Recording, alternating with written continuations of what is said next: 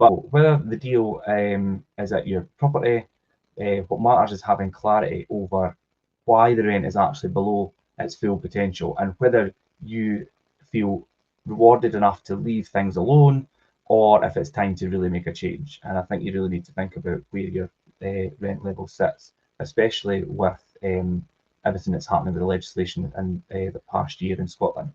It's quite interesting. It's like we talk about that. Why aren't you charging the full market rent? And the uncomfortableness a lot of people have in actually going to their tenant and saying, look, your rent's going to have to go up. But do you know they actually restrict it and restrict it and restrict it and don't do it? Their tenant ends up leaving, okay, and then they have to get another tenant. The tenant goes through all the disruption of having to leave, but they end up, the irony is the tenant goes to a property they're actually having to pay more rent on. Yeah, I know. After all, They didn't want to pay the rent in the first place with the existing property they're at.